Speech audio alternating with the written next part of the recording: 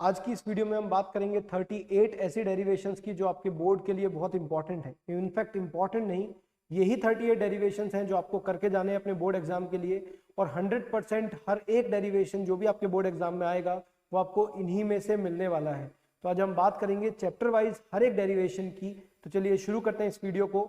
मेरा नाम है Tushar Sangwan and I am physics faculty at OP Agarwal star classes. Syllabus के चेंज होने की वजह से ये कंफ्यूजन बना हुआ है कि आपको कौन सी डेरिवेशंस करनी है, कौन सी डेरिवेशंस नहीं करनी है। बार बार आपको सिलेबस देखना पड़ता है। उसी के लिए उसका एक सॉल्यूशन हम लेकर आए हैं, जिसमें मैं आपको इस वीडियो के अंदर सारे डेरिवेशंस बताने वाला हूँ चैप्टर वाइज। तो चलिए शुरू करते हैं इस वीडियो को। फर्स्ट चैप्टर जो हमारे पास है that is electric charges and fields, और उसके अंदर गॉस थ्योरम में आपको ये सबसे पहली डेरिवेशन है जो करनी है, विच इज इनफाइनाइटली लॉन्ग, और ये आपको इंटीग्रेशन से नहीं करना है, नॉट बाय इंटीग्रेशन।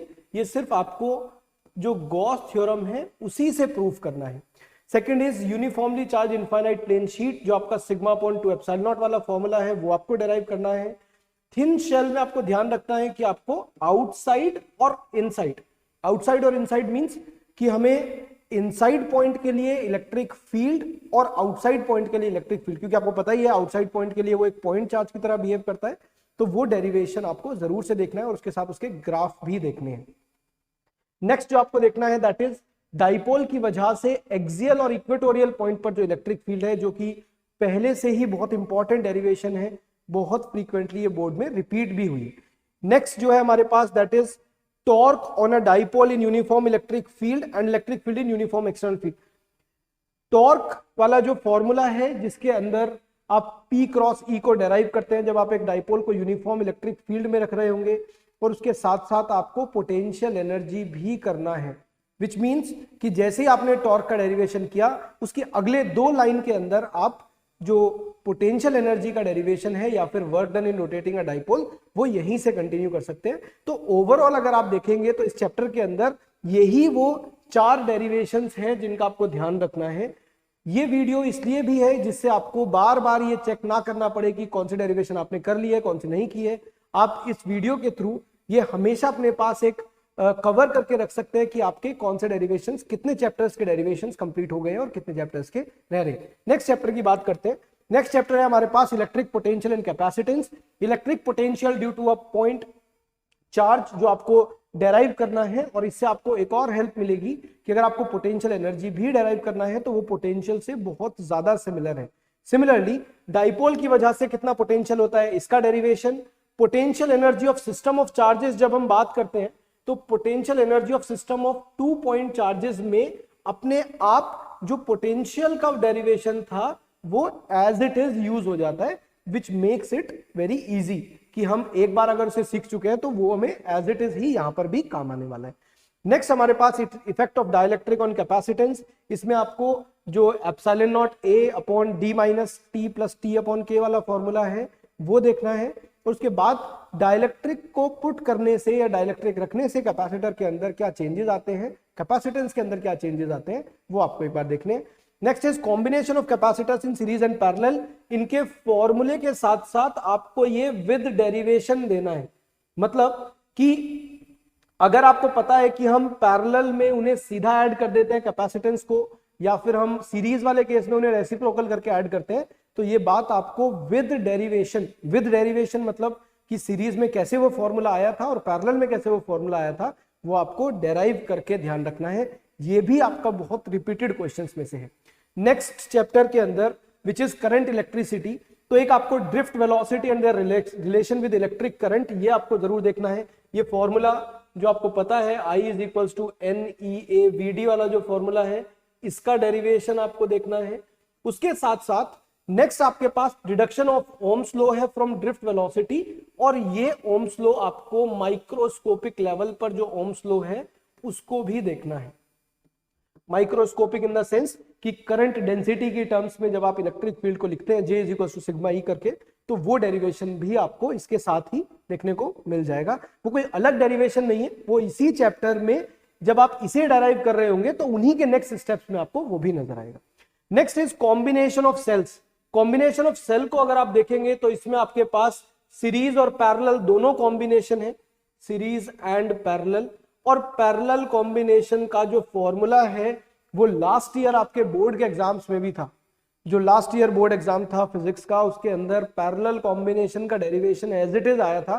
तो इसीलिए आपके सीरीज और पैरेलल, जाहिर सी बात है आपको ये जरूर पता होगा कि हम उसे कैसे सॉल्व करते हैं। सीरीज में हम उन्हें सीधा ऐड कर देते हैं या पैरेलल में फॉर्मूला लगाते हैं E1 अपॉन R1, और जो भी पूरा फॉर्मूला है E1 upon R1 plus E2 upon R2 divided by 1 upon R1 plus 1 upon R2, जो हम फॉर्मूला यूज करते हैं E इक्विवेलेंट के लिए। लेकिन आपको उस फॉर्मूले का डेरिवेशन ध्यान रखना है कि वो फॉर्मूला डेराइव कैसे हुआ है, क्योंकि इस वीडियो में हम सिर्फ डेरिवेशन की ही बात कर रहे हैं। Next, Wheatstone bridge. आपको एक बात ध्यान रखनी है, क्योंकि पोटेंशियोमीटर जैसे बड़े टॉपिक्स अब आपके सिलेबस से हटा दिए गए हैं, तो इसीलिए जो आपके डिवाइसेस बचे हैं करंट इलेक्ट्रिसिटी के अंदर, उसमें सिर्फ व्हीटस्टोन ब्रिज है, और इसीलिए व्हीटस्टोन ब्रिज का डेरिवेशन बहुत इंपॉर्टेंट हो जाता है। तो आपको इसका डेरिवेशन जरूर से करना है कि अगर वो रेजिस्टेंस इक्वल है और बीच वाला वायर है या गैल्वेनोमीटर है उसमें अगर करंट नहीं जाता है बैलेंस्ड व्हीटस्टोन ब्रिज में, तो ऐसा क्यों है और वो रेशियोज क्यों इक्वल होते हैं। नेक्स्ट जो चैप्टर है हमारे पास, that is moving charges and magnetism, जो हमारा 4th चैप्टर है। इस चैप्टर के अंदर magnetic field due to current, जो आपको सर्कुलर लूप के लिए जो डेरिवेशन है, जिसमें आप मैग्नेटिक फील्ड फाइंड करते हैं, सेंटर पे भी करते हैं, mu naught I bye 2R आता है, और हम इसे एक्सिस पर भी करते हैं। ये बिल्कुल वैसा ही है जैसा इलेक्ट्रोस्टैट्स में भी था, लेकिन यहाँ पर डेरिवेशन थोड़ा सा डिफरेंट रहता है। तो वो आपको एक्सिस पर मैग्नेटिक फील्ड कैसे फाइंड करनी है उसका डेरिवेशन करना है। Next is magnetic field due to infinitely long straight wire. ये आपको बाय इंटीग्रेशन ही करना पड़ेगा, इसमें आपके पास और कोई ऑप्शन नहीं है। तो बाय इंटीग्रेशन आपको ये magnetic field due to infinitely long straight wire करना है। Force between two parallel current carrying conductors, ये फॉर्मूला आपको पता होना चाहिए कि ये mu not I1 I2 divided by 2 pi d वाला जो फॉर्मूला है which is force per unit length, ये आपको करना है। और इसके साथ साथ एक और चीज जो इंपॉर्टेंट हो जाती है, that is to give definition of 1 amperes by this formula. ये बहुत इंपॉर्टेंट है कि आप इस फॉर्मूले को एज इट इज डेराइव करें, और उसके बाद आपको यह भी पता हो कि आप इसमें से 1 एम्पियर्स को कैसे डिफाइन कर सकते हैं।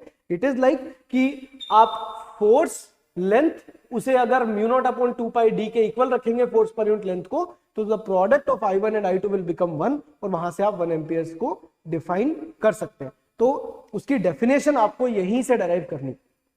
Next is torque experienced by a current loop in uniform magnetic field. तो ये फॉर्मूला जो हमारे पास था, torque is equals to PE sin theta या फिर P क्रॉस E। मैग्नेटिज्म में अगर हम, ये इलेक्ट्रोस्टैटिक्स में था, और इसे ही अगर हम मैग्नेटिज्म में बात करेंगे तो ये इलेक्ट्रोस्टैट्स में था, और अगर हम मैग्नेटिज्म में बात करेंगे तो हम इसे NIAB sin थीटा की टर्म्स में डेराइव कर रहे होंगे, which is torque acting on a magnetic torque acting on a loop in magnetic field. ये फॉर्मूला डाइपोल के लिए है, और ये फॉर्मूला हमारा करंट कैरिंग लूप के लिए होगा। Next is conversion of galvanometer to ammeter and voltmeter. तो कैसे हम गैल्वेनोमीटर को कन्वर्ट करते हैं, उसमें आपको ये पता होना चाहिए कि एमीटर बनाने के लिए हम उसे पैरेलल में शंट रेजिस्टेंस देते हैं। उस शंट रेजिस्टेंस का वैल्यू बहुत कम होना चाहिए, और जो इक्वेशन आती है हमारे पास IG और I में जो रिलेशन आता है वो आपको पता हो। उसके साथ साथ अगर वोल्टमीटर में कन्वर्ट करना है तो हमें गैल्वेनोमीटर को शंट रेजिस्टेंस को सीरीज में लगाना पड़ेगा, और सीरीज में लगाने के बाद हम उनके वोल्टेज ड्रॉप अलग अलग बता सकते हैं। उसमें हमारे पास जो शंट रेजिस्टेंस है उसका वैल्यू ज्यादा होना चाहिए। कन्वर्जन के साथ साथ आपको गैल्वेनोमीटर कैसे काम करता है, which is moving coil galvanometer, जिसमें आप टॉर्क लिखते हैं, जिसमें आप रीस्टोरिंग टॉर्क लिखते हैं और करंट सेंसिटिविटी लिखते हैं, वो सब आपको एज इट इज देखना पड़ेगा। तो गैल्वेनोमीटर एक बहुत इंपॉर्टेंट और थोड़ा सा बड़ा टॉपिक है, जिसमें आपको गैल्वेनोमीटर की खुद की वर्किंग, गैल्वेनोमीटर के अंदर सेंसिटिविटी के बाद उसका कन्वर्जन एमीटर और वोल्टमीटर में, ये आपको जरूर टाइम देकर अच्छे से तैयार करना है। Next is magnetism and matter. बहुत अच्छी बात है कि इसमें जितना आपका अर्थ मैग्नेटिज्म वाला पार्ट था वो सब डिलीट कर दिया गया है। तो इस चैप्टर के अंदर आपके पास कोई डेरिवेशन नहीं है। जितने भी टॉपिक्स हैं सिलेबस के अंदर, अकॉर्डिंग टू CBSE सिलेबस, उसके अंदर हर जगह पर ये मेंशन है कि आपको सिर्फ क्वालिटेटिव ट्रीटमेंट्स देखने हैं और वैसे भी जो बार मैग्नेट के केसेस थे वो सब डाइपोल के बिल्कुल आइडेंटिकल थे, तो उनका कोई लॉजिक भी नहीं बनता है कि आप यहाँ पर उसे दोबारा से डेराइव कर रहे हो। तो इस चैप्टर के अंदर आपके पास कोई डेरिवेशन नहीं होने वाला है। नेक्स्ट जो चैप्टर है हमारे पास दैट इज इलेक्ट्रोमैग्नेटिक इंडक्शन। इसमें सिर्फ 2 डेरिवेशन है बहुत बेसिक से, जिसमें इंडक्टेंस ऑफ अ सॉलिनॉइड जो आप phi is equal to L I लिखने के बाद आप फाई का वैल्यू पुट करेंगे और उससे डेराइव कर रहे होंगे। Next is energy stored in an inductor which is half L I square. तो इसका डेरिवेशन आपको एक बार देखना है कि इंडक्टर के अंदर कितना एनर्जी स्टोर्ड होता है और उसे हम कैसे डेराइव करते हैं। Next is alternating current. Alternating current में आपको इंटीग्रेशन थोड़ा सा सीखना पड़ेगा, इंटीग्रेशन आपको आना चाहिए, अदरवाइज ये जो पहला डेरिवेशन है इसमें आपको थोड़ी प्रॉब्लम आने वाली है, बिकॉज जब हम एवरेज कैलकुलेट करते हैं या आरएमएस वैल्यूज कैलकुलेट करते हैं तो उसके लिए इंटीग्रेशन मस्ट है। एवरेज और आरएमएस कैसे कैलकुलेट करते हैं वो आपको सीखना है, और वो आपको हाफ साइकिल मतलब अगर साइन कर्व है तो लेट्स से 0 to t/2 और full cycle 0 to capital T, दोनों के लिए आपको ये दोनों वैल्यूज कैसे कैलकुलेट करते हैं ये सीखनी है। Next is impedance of series LCR circuit. मतलब आपको इसका एक तो फेजर डायग्राम जो हम XL, XC और R के लिए डेराइव करते हैं वो पता होना चाहिए, और यहीं से जो हम Z की वैल्यू कैलकुलेट करते हैं उसका फॉर्मूला आपको पता हो, तो वो आप impedance in a series LCR, impedance of a series LCR circuit के अंदर सीख रहे होंगे। Next is power in an AC circuit. This is very very very important. ये बहुत ज्यादा पूछे जाने वाले क्वेश्चंस में से है कि आपको एवरेज पावर कैलकुलेट करने के लिए बोलेगा, जो कि आपका finally VRMS IRMS cos phi के इक्विवेलेंट आता है, अगर cos phi is power factor, तो ये डेरिवेशन आपको जरूर से सीखना है। Next is AC generator. AC generator में डेरिवेशन देखा जाए तो बहुत डिटेल्ड डेरिवेशन नहीं है, लेकिन फिर भी आपको इसमें फ्लक्स लिखना, फ्लक्स लिखने के बाद आपको इसे डिफरेंशिएट करना है, and then you will get कि आपने कितना EMF उस लूप को रोटेट करने से डेवलप किया है, वो इसके अंदर आ जाएगा। नेक्स्ट चैप्टर जो है हमारे पास दैट इज इलेक्ट्रोमैग्नेटिक वेव्स। इसके अंदर थोड़ा सा टाइपिंग एरर है, दिस इज एनर्जी डेंसिटी। और एनर्जी डेंसिटी का मतलब जो आपके पास मैग्नेटिक फील्ड और इलेक्ट्रिक फील्ड की एनर्जी डेंसिटीज हैं, उनकी एवरेज एनर्जीज हैं, वो सब आपको सीखनी है। जो आप half epsilon not E square वाला डेरिवेशन करते हैं या फिर b² म्यू नॉट वाला डेरिवेशन करते हैं, तो उनकी एवरेज वैल्यूज का सम, टोटल एनर्जी और एनर्जी डेंसिटीज के, ये सारी चीजें आपको पता होनी चाहिए। विद डेरिवेशन इलेक्ट्रोमैग्नेटिक वेव्स में एक ही डेरिवेशन है। नेक्स्ट इज जो हमारे पास है that is ray optics. Ray optics में थोड़ी डेरिवेशन ज्यादा है, लेकिन उसमें मार्क्स भी ज्यादा हैं, तो इसलिए आपको ये डेरिवेशंस में मिरर फॉर्मूला और मिरर फॉर्मूला के साथ साथ इसमें अलग से लेंस फॉर्मूला भी है, तो आप मिरर फॉर्मूला और लेंस फॉर्मूला को एक बार देखेंगे सबसे पहले। उसके बाद रियल डेप्थ और एपरेंट डेप्थ के जो फॉर्मूले हैं आपको पता होना चाहिए। d' हम कैलकुलेट करते हैं d/μ ऐसे फॉर्मूला से, तो ये आपको विद डेरिवेशन देखने हैं। Next is lens makers formula. Lens maker formula again very very very important. Combination of thin lenses in contact, मतलब जो सीरीज पैरेलल वाली केसेस हैं जिसमें बहुत ज्यादा डेरिवेशन के तौर पर कुछ नहीं है, लेकिन आपको ये पता होना चाहिए कि हम मैग्निफिकेशन उनके कैसे कैलकुलेट करते हैं, and so on. Refraction through a prism again very important, क्योंकि रिफ्रैक्शन जो है वो उसका जो डेरिवेशन है वो काफी लेंदी है। लेंदी इन द सेंस आपको पहले उसमें डायग्राम बनाना पड़ता है, फिर आपको उसमें रिफ्रैक्शन के केसेस लिखने पड़ते हैं हर एक जगह पर, फिर आपको उसमें थोड़ी ज्योमेट्री लगानी पड़ती है। तो आप टाइम देकर इस डेरिवेशन को जरूर से तैयार कर लें। जो फाइनली आपका delta is equal to mu -1 multiplied by A वाला फॉर्मूला आता है, एटलीस्ट वहां तक आपको मिनिमम डेविएशन का जो फॉर्मूला है वो आपको जरूर से डेराइव कर लेना चाहिए। Next is microscopes and astronomical telescopes. तो अगेन माइक्रोस्कोप और एस्ट्रोनॉमिकल टेलीस्कोप में इनके डायग्राम के साथ साथ इनके इमेज फॉर्मेशन के साथ साथ जो आपको मैग्निफिकेशन के फॉर्मूले हैं, इमेज फॉर्मेशंस के बाद जो आपके मैग्निफिकेशन के फॉर्मूले हैं वो आपको आने चाहिए। तो मैग्निफिकेशन के जो फॉर्मूले हैं, डेरिवेशन तो इन्हीं का है मैग्निफिकेशन के फॉर्मूले का, अदरवाइज बाकी जो चीजें हैं वो इसी की वर्किंग के अंदर आ जाती हैं। नेक्स्ट जो चैप्टर है हमारे पास that is wave optics. Again ये रिफ्रैक्शन और रिफ्लेक्शन के जो लॉज हैं ये प्रूव करने के लिए बहुत ज्यादा पूछे जाते हैं बोर्ड्स में बाय हाइगेंस प्रिंसिपल। ये simple law of reflection and refraction नहीं है, इसमें आपको पूरा एक वेव फ्रंट ड्रॉ करना पड़ता है। तो पहला डेरिवेशन ये है।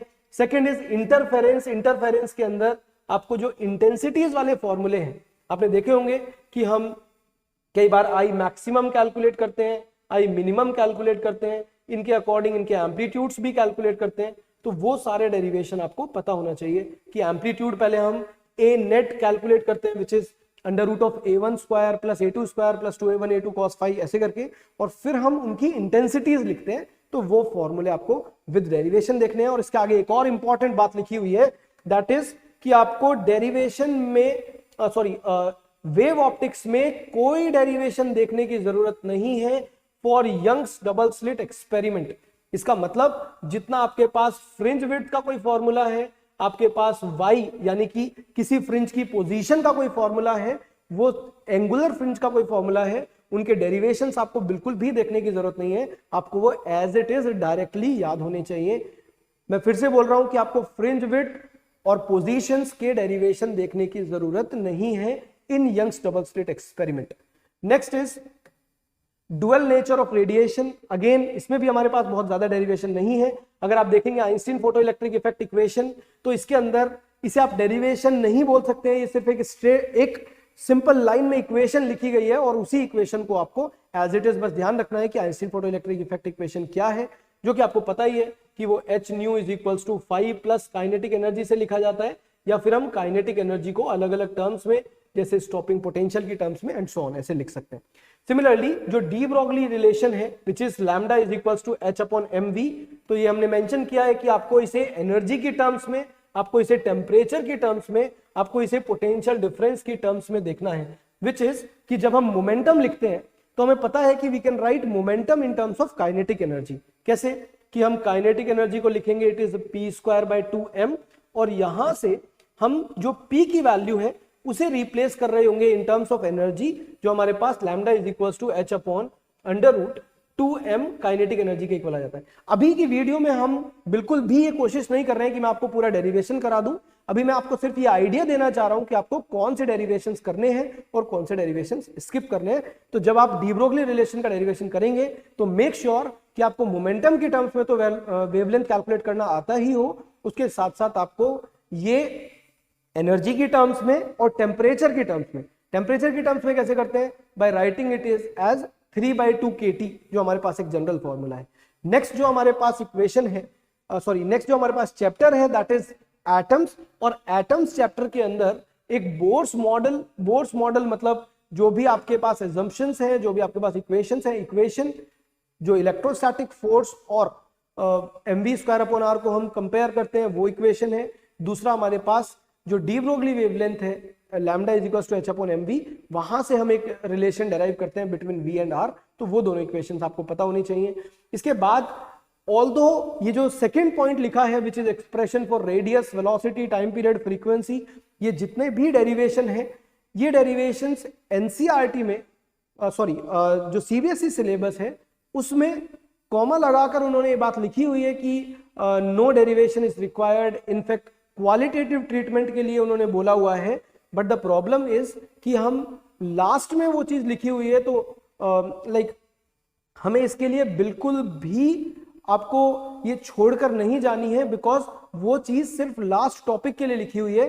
तो उससे अच्छा है to be on the safer side कि आप इन डेरिवेशंस को भी जरूर से कर लें।